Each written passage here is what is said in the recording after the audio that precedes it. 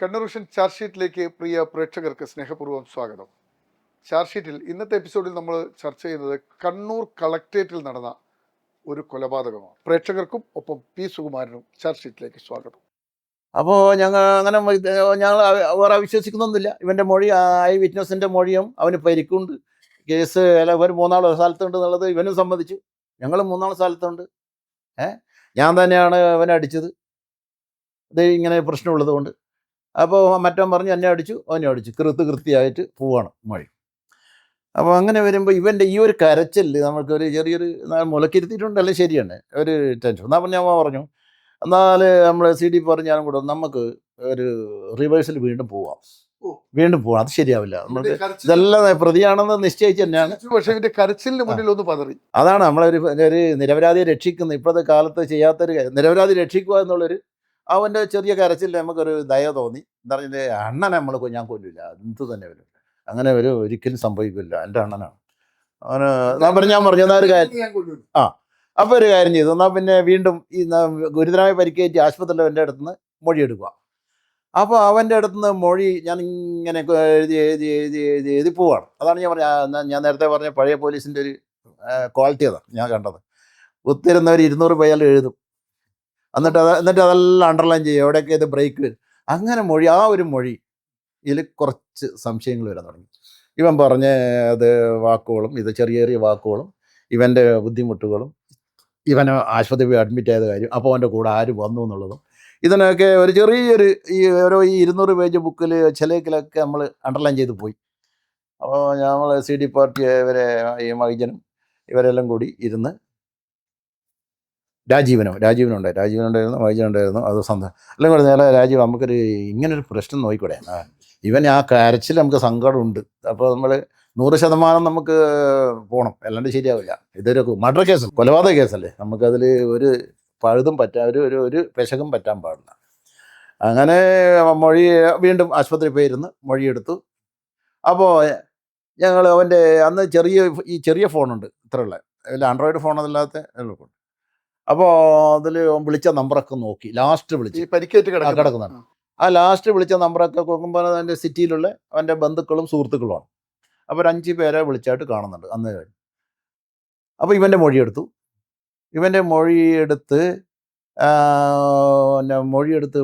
വരുമ്പോൾ ഇവൻ ഒരു കാര്യം സമ്മതിക്കേണ്ടി വന്നു. ആടാണ് എൻ്റെ ഏറ്റവും വലിയ ടേണിംഗ് പോയിന്റ്. ബാക്കിയൊന്നും ആരും അവിശ്വസിക്കാതെയാണ് പോകുന്നത്. പക്ഷേ ഇവൻ പറഞ്ഞു, സാറേ എന്നെ വിനോദ് അടിച്ചു, എനിക്ക് നല്ല പരിക്ക് പറ്റി.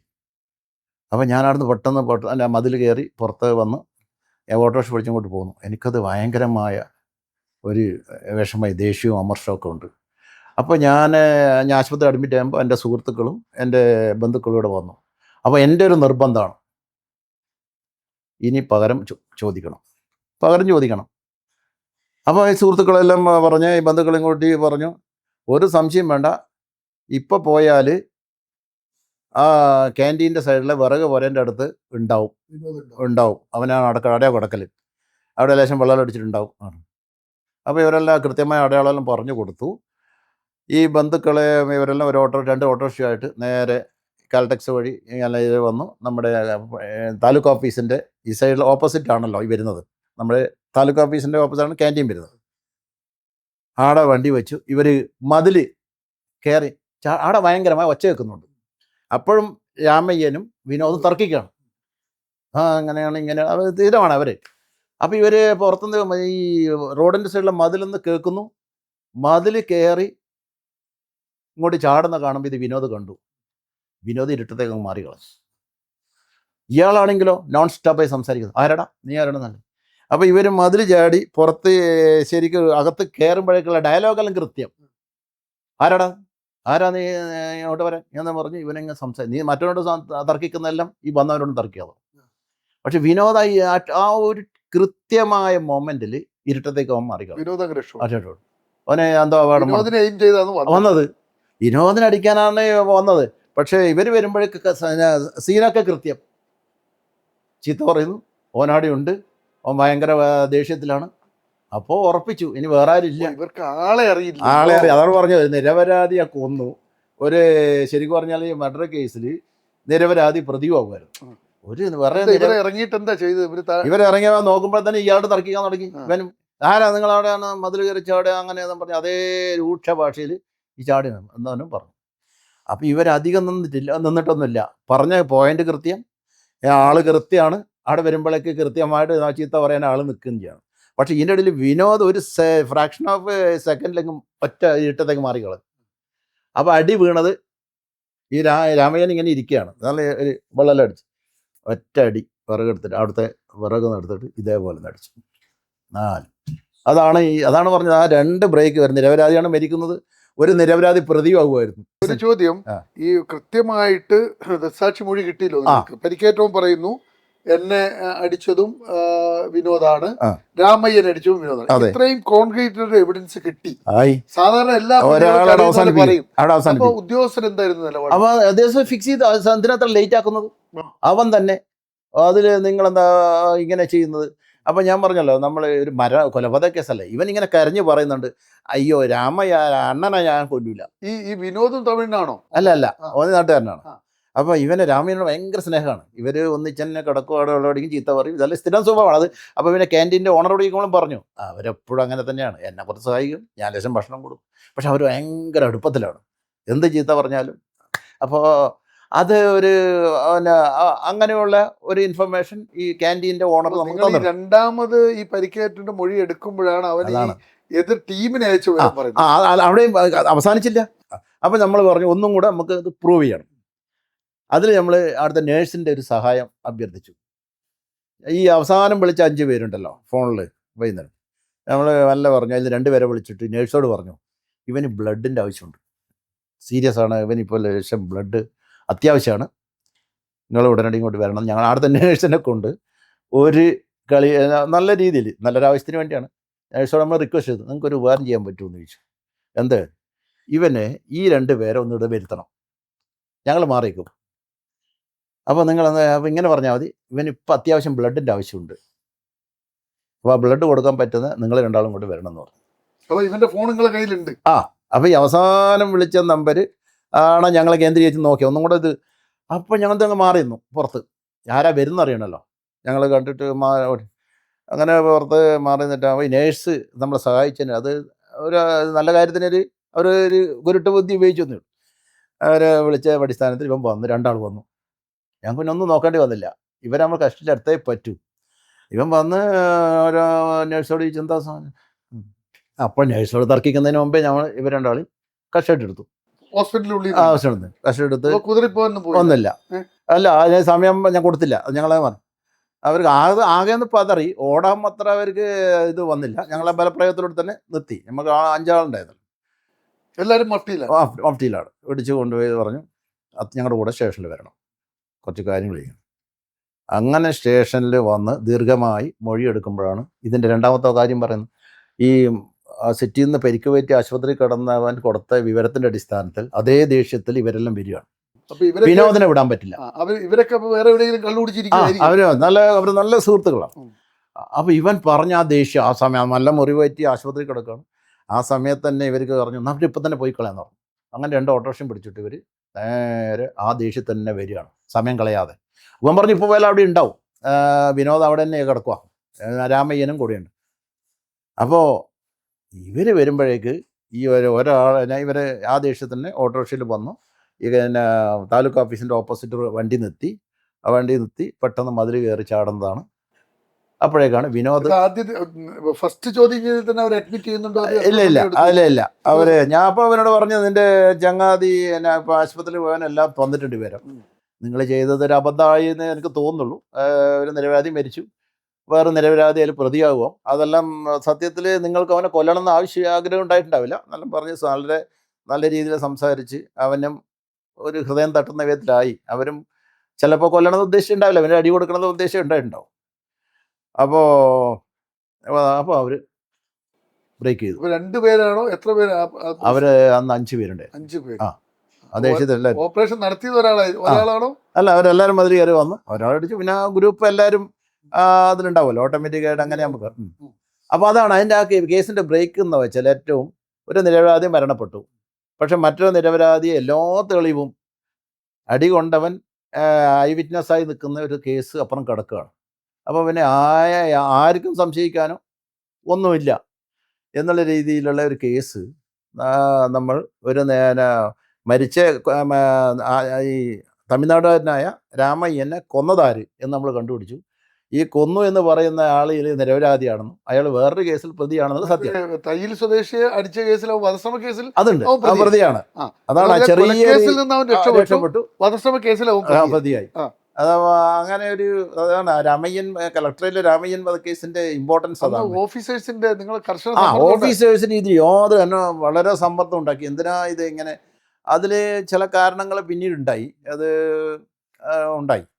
സത്യത്തിൽ അങ്ങനെ ഒരു സമ്മർദ്ദത്തിൻ്റെ ആവശ്യമില്ലായിരുന്നു. നമ്മളത് ആത്മാർത്ഥമായിട്ട് അത് ഒരു നെല്ലും പതിരും തിരിച്ചറിയുക എന്നുള്ള വിധത്തിൽ പോകണം. ഒരു മർഡർ കേസ് ആയതുകൊണ്ടാണ് അങ്ങനെ ഒരു ശ്രമം ഞാൻ നടത്താറുണ്ട് എപ്പോഴും. അതായത് ഈ പഴയ പോലീസും പുതിയ പോലീസും എല്ലാം വരുമ്പോൾ ചില പ്രധാനപ്പെട്ട കാര്യങ്ങൾ പറയാനുള്ളത്. ഒരു മൊഴിയെടുക്കൽ ഈ കേസിൽ മൊഴി എന്ന് പറയുന്നത് ഇൻട്രോഗേഷൻ, അതൊരു വളരെ ശാസ്ത്രീയ. ഇൻട്രോഗേഷൻ എന്ന് പറഞ്ഞാൽ നിസ്സാരമൊന്നുമല്ല. എല്ലാവരും പറയുന്നുണ്ടല്ലോ ഈ ഇൻട്രോഗേഷൻ ഭയങ്കര ഇറ്റ് ഈസ് ഒരു ആർട്ടാണ്. ആർട്ട്. അതിൽ നമുക്കിപ്പോൾ പല ഓഫീസർമാരും ഞാനിപ്പോൾ കണ്ടതിൽ സദാനന്ദന കയ്യിലും എടുക്കാനാണ്. അപ്പോൾ ഞാനും കൃത്യമായിട്ട് അങ്ങനെ ഫോളോ ചെയ്യുന്ന ഇതാണ്. മൊഴിയെടുക്കലാണ് ഒരു കേസിൻ്റെ ഏറ്റവും. എത്ര മണിക്കൂറൊക്കെ മൊഴിയെടുക്കും? ഒരു ഏകദേശം രാവിലെ ഒരു 9 മണിക്ക് 1 മണി വരെ തുറച്ചും, പിന്നെ ഉച്ചയ്ക്ക് വന്നാലും അതിലത്തെ തെറ്റുകളൊക്കെ തിരുത്താൻ വേണ്ടി വീണ്ടും മൊഴിയെടുക്കും. വേറെ ബുക്ക്. അപ്പോൾ ഇത് രണ്ടും മേച്ചാവുന്നില്ല തോന്നണം നമുക്ക്. ഇവൻ നേരത്തെ പറഞ്ഞതല്ല. അങ്ങനെ ഒരു ബൃഹത്തായ ഇൻട്രോഗേഷൻ എന്ന് പറയുന്നത് വെറും അടിയും കുത്തൊന്നുമല്ല. ചിലർ പറയുന്നത് 3-ാം മുറ ആണ് ഇൻട്രോഗേഷൻ. അല്ല, ഇൻട്രോഗേഷൻ മുഖാമുഖം നോക്കിയിട്ട് കണ്ണിലേക്ക് നോക്കിയിട്ട് സംസാരിക്കാൻ പറ്റണം. ആ കണ്ണിൽ നോക്കിയിട്ട് തന്നെ അത് 1 മണി 5 മണിക്കൂറിൽ ഇരിക്കുക എന്നെല്ലാം പറഞ്ഞാൽ അതിൻ്റെ ഇടയ്ക്ക് ചായ കൊടുക്കണം, അതിനിടയ്ക്ക് മരുന്ന് കൊടുക്കണം, അവനെ സ്നേഹിക്കണം, അവനോട് ആവണം.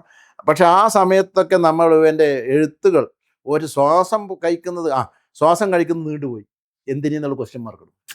ഇതാണ് ഇൻട്രോഗേഷൻ. അത് നമുക്ക് ഈ ഇൻട്രോഗേഷൻ ചേർന്ന ഓഫീസർക്ക് മനസ്സിലാവും ഇവൻ എന്തിനാ ശ്വാസം കഴിക്കാൻ കുറച്ച് സമയം എടുത്തത്, എന്തിനാണ് വിമ്മിട്ടം വന്നത്, അപ്പോൾ അവിടെ ക്വസ്റ്റ്യൻ മാർക്ക്. ഇതെല്ലാം നമ്മൾ പിന്നീട് ഇൻട്രോഗേഷൻ വീണ്ടും വരും. അപ്പോൾ ഈ ബുക്ക് മാറ്റി വെക്കും, അടുത്ത ബുക്ക്. അപ്പോൾ ഇത് രണ്ടും നമ്മൾ പിന്നെയും നല്ല ഒരു ഇൻട്രോഗേഷൻ ഇപ്പോഴത്തെ ഓഫീസർമാർക്ക് അറിയുന്നില്ല. ശാസ്ത്രീയമായ കുറച്ച് തെളിവുണ്ടെന്ന് പറഞ്ഞാൽ ആടെ അവസാനിപ്പിക്കുകയാണ്. അതല്ല ശാസ്ത്രീയ, അതിലൊരുപാട് അപാകതകൾ വരും. ശാസ്ത്രീയമായതല്ല ഇത്. അവൻ അവസാനം എല്ലാം ഹൃദയം തുറന്ന് പറഞ്ഞ് അവസാനിപ്പിക്കുന്നതാണ് ഇൻട്രോഗേഷൻ എന്ന് പറയുന്നത്. നിരന്തരമായ ചോദ്യം ചെയ്ത് ചില സമയത്ത് ചേർത്ത് നിർത്തണം, ചില സമയത്ത് 2 ചൊട്ട് കൊടുക്കണം. ഇതാണ്. പക്ഷെ 3-ാം മുറ ഉറങ്ങാൻ വിടൂല എന്നൊക്കെ പറയും. അതും പക്ഷെ കൂടെ നമ്മൾ ഇരിക്കണം. ഉറങ്ങാൻ വിടില്ല എന്ന് പറയുമ്പോൾ തന്നെ അവന് ചിലപ്പോൾ സൂയിസൈഡിങ് ടെൻഡൻസി ഉണ്ടെങ്കിലും ആത്മഹത്യ, അതാണ് പറഞ്ഞത്. ഒരു ഡോക്ടർ കയ്യിൽ വേണം. നമ്മളെ വിളിപ്പുറത്ത് ഒരു ഡോക്ടർ വേണം. ഇതാണ് പഴയ ഓഫീസർമാരെല്ലാം ചെയ്യുന്നത്. നല്ലൊരു ഡോക്ടർ കയ്യിലുണ്ടാവും. സാറേ ഒരു ചെറിയൊരു അപകടം പറ്റി ഉടനടി. അപ്പോൾ അയാൾ വന്ന് വേണ്ടത് മരുന്ന് കൊടുത്ത് എല്ലാം കൂട്ടി ഒരു വളരെ, അപ്പോൾ നമുക്ക് ധൈര്യമായി. ഇപ്പോൾ അതൊന്നും ഇല്ല. ഇപ്പോൾ ശാസ്ത്രീയമാണ്, CCTV ഉണ്ട്. പക്ഷേ അതുകൊണ്ട് റിക്കവറി ഇല്ല. ഇപ്പോൾ അതെല്ലാം കാണുന്നില്ലേ? അതെല്ലാം കാരണങ്ങളതാണ്. അത് ഞാൻ പറയുന്ന അടുത്ത എപ്പിസോഡിൽ നിങ്ങൾ കൂടുതൽ രാമയ്യൻ കേസിൽ 5 കേസും പറഞ്ഞു. ഇങ്ങനെയാണ് സംഭവം. സത്യത്തിൽ അവസാനം അവർ തുറന്നു. ബാക്കി 3 പേരെ പിന്നെ എല്ലാവരും വിളിച്ചു. പിന്നെ അവർക്കൊന്നുമല്ല, പിന്നെ എല്ലാവരും വരാൻ. ഞാൻ പോയി എല്ലാ വീടുകളിൽ നിന്നും പോയി അവരെ അറസ്റ്റ് ചെയ്തു കൊണ്ടുവന്നു. അപ്പോൾ സംഗതി അവർക്ക് കൊല്ലണം. സത്യത്തിൽ അവർ കൊല്ലണം എന്നുള്ള ഉദ്ദേശം ഉണ്ടായി. ഒരു അടി കൊടുക്കണം. പിന്നെ അടിച്ചതിന് തിരിച്ചടിക്കണം.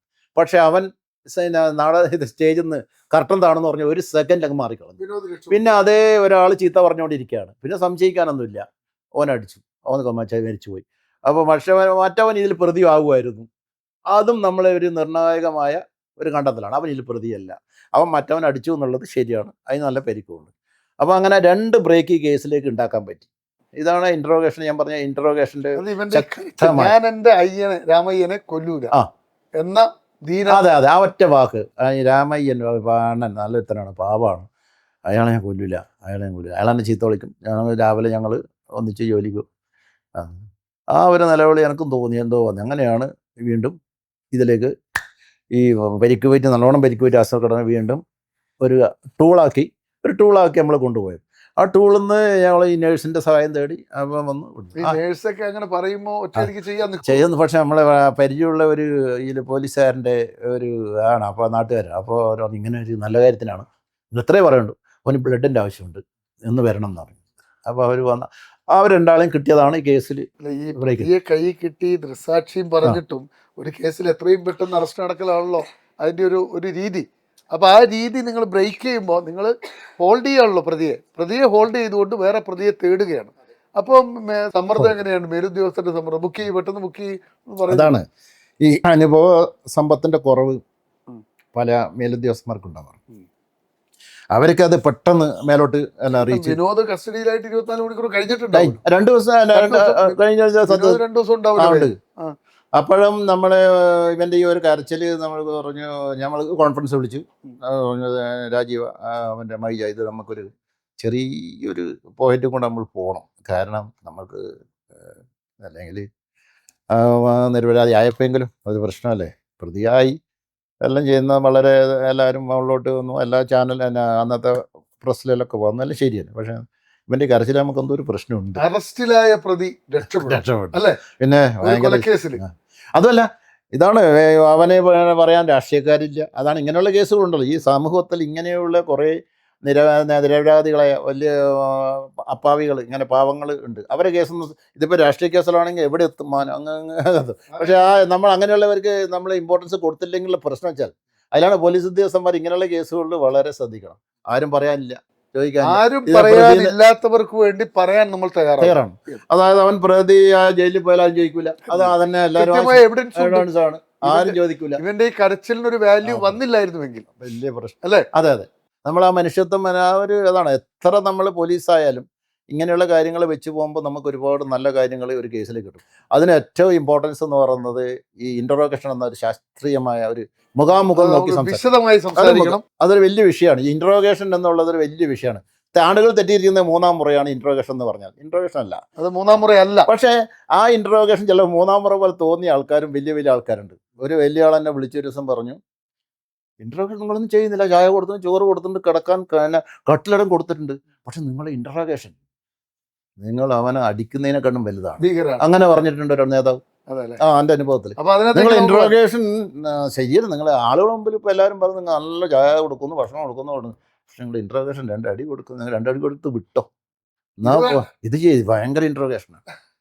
അതാണ് നമ്മൾ മേല് തൊടാതെ ഇൻട്രോഗേഷനും ഇങ്ങനെ ഒരു അഭിപ്രായം എൻ്റെ ജീവിതത്തിൽ ഉണ്ടായിട്ടുണ്ട്. അതാണ്. അപ്പോൾ രാമയ്യൻ വധം കേട്ടല്ലോ എന്ന് പറഞ്ഞാൽ കൃത്യമായ തെളിവ് പ്രതിയായി കഴിഞ്ഞു. ഏത് കൊലപാതക കേസിൽ പ്രതിയായി വാർത്തകളിൽ നിറഞ്ഞു നിന്ന ഒരു ചെറുപ്പക്കാരൻ അത്ഭുതകരമായി അതിൽ നിന്ന് രക്ഷപ്പെടുന്നു. അത് അന്വേഷണ സംഘത്തിന് ഒരു തോന്നലാണ്. ആ കരച്ചിൽ, എൻ്റെ രാമയ്യനെ ഞാൻ കൊല്ലില്ല എന്ന ആ വിനോദിൻ്റെ കരച്ചിലിന് മുന്നിൽ ഒരു നിമിഷം ആ പോലീസ് ഉദ്യോഗസ്ഥൻ പതറിയില്ലായിരുന്നുവെങ്കിൽ, മനസ്സൊന്ന് വിതുമ്പിയില്ലായിരുന്നുവെങ്കിൽ ഈ കേസിൻ്റെ ഗതി തന്നെ മാറിപ്പോകുമായിരുന്നു. അങ്ങനെയാണെങ്കിൽ വിനോദ് അകത്ത് കിടക്കും. കൊലക്കേസിലും വധശ്രമ കേസിലും 2 കേസ് അയാളുടെ പേരിലുണ്ടാവും. ഈ യഥാർത്ഥ പ്രതികൾ പുറത്തും ഉണ്ടാകും. പക്ഷേ അവിടെ ദൈവത്തിൻ്റെ അല്ലെങ്കിൽ പ്രകൃതിയുടെ ഒരു ഇടപെടലുണ്ടായി. പോലീസ് ഉദ്യോഗസ്ഥരുടെ മനസ്സിൽ ഒരു ചെറിയ ചലനമുണ്ടാക്കി. അതുകൊണ്ട് യഥാർത്ഥ പ്രതികൾ ഇരുമ്പഴിക്കുള്ളിലായി. ഇതാണ് ഒരു കേസ് അന്വേഷണത്തിൻ്റെ രാമയ്യൻ. കളക്ടറേറ്റിൽ നമ്മുടെ കണ്ണൂർ ഭരണ സ്ഥിരാകേന്ദ്രത്തിൻ്റെ കോമ്പൗണ്ടിൽ നടന്ന രാമയ്യൻ വധത്തിൻ്റെ നാൾവഴികൾ ഇതാണ് പ്രേക്ഷകർക്ക് മുന്നിൽ സമർപ്പിക്കുന്നു. പ്രേക്ഷകർക്കും ഒപ്പം പി സുകുമാരൻ നന്ദി, നമസ്കാരം.